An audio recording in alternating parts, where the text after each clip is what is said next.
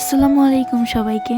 আশা করছি সবাই ভালো আছেন। আমিও ভালো আছি আলহামদুলিল্লাহ। আরও একটি নতুন দিন শেয়ার করছি আপনাদের সাথে। আজকে আমাদের বাড়িতে অনেক মেহমান আসছিল। আমার কাজিনরা, সাথে তাদের হাজব্যান্ড ওয়াইফ, সাথে কিউট কিউট বেবিগুলোও ছিল।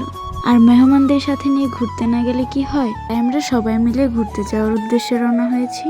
এদিকে আমরা মেয়েরা পিছনে পড়াতে তারা আবার সামনে দাঁড়িয়ে আমাদের জন্য অপেক্ষা করছিল। এই দিন আবার অনেক বেশি গরম ছিল। গরম হলে কি হবে, ঘুরতে তো হবেই। তারপর রাস্তার উপর দাঁড়িয়ে আমরা সবাই গাড়ির জন্য অপেক্ষা করছিলাম। যেহেতু আমরা বাসা থেকে দুপুরের পরপরই বের হয়েছি, তাই রাস্তায় তেমন গাড়ি ছিল না। এদিকে সবার গরমে নাজেহাল অবস্থা। এই তো অবশেষে আমরা আমাদের কাঙ্ক্ষিত জায়গায় পৌঁছে গিয়েছি। আমরা যারা গাজীপুরের মানুষ, তাদের অধিকাংশ মানুষই চিনতে ভুল হবে না এটা কোন জায়গা, তাই আমি আর বললাম না। এখানে গাড়ির জ্যাম, মানুষের ভিড় থাকবেই, এটা নতুন কিছু না।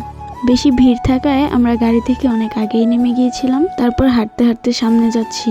এই রাস্তা দিয়ে হাঁটতে অবশ্য ভালোই লাগে। জায়গাটা আমাদের বাসার কাছে হওয়াতে এখানেই চলে এসেছি, দূরে আর যাওয়া হয়নি। কিছুদিন আগে এই গাছগুলো ভর্তি অনেক কৃষ্ণচূড়া ফুল ছিল, আর এখন চারদিকে নতুন পানি চলে এসেছে। এক এক সময় এক এক ভাবে সাজে এই জায়গাটা। ওই যে পিচ্ছি পরীটা, সে ভালোই মজা পাচ্ছিল।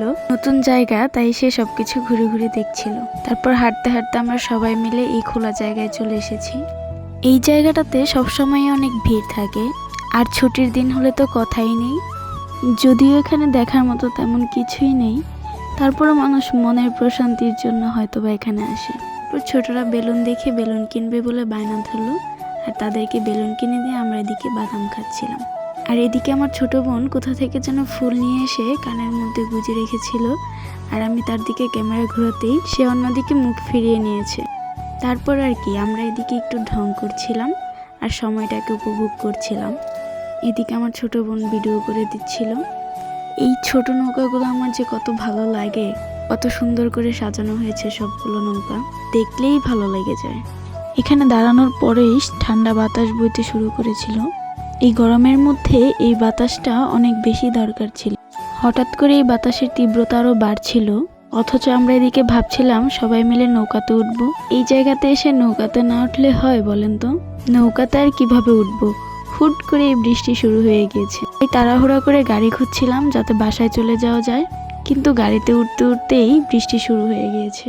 সামনেই কয়েকটা দোকান ছিল, আর ওই দোকানে আমরা সবাই মিলে দাঁড়িয়েছিলাম। সবাই এই দোকানের বারান্দাতে এসে ভিড় জমিয়েছে। যে যেভাবে যেখানে জায়গা পেয়েছে সেখানেই দাঁড়িয়েছে, কেউ কেউ আবার বাসায়ও চলে গিয়েছে। কিন্তু বৃষ্টি পড়ার পর এই রাস্তাটা আরো বেশি সুন্দর লাগছিল। সবকিছু কত স্নিগ্ধ মনে হচ্ছিল।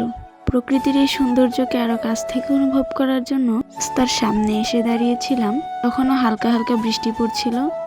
দাঁড়িয়ে দাঁড়িয়ে বৃষ্টির পানি অনুভব করছিলাম, আর গাড়ির জন্য দাঁড়িয়েছিলাম। সন্ধ্যা হয়ে যাচ্ছে, বাসায়ও তো যেতে হবে। যেহেতু বৃষ্টি পড়ছে আর রাতও হয়ে যাচ্ছিল, তাই আর নৌকাতে উঠতে পারিনি। কি আর করার, আবার অন্য কোনো দিন যাবো ইনশাল্লাহ। আজকে এই পর্যন্তই। সবাই ভালো থাকবেন। আল্লাহ হাফেজ।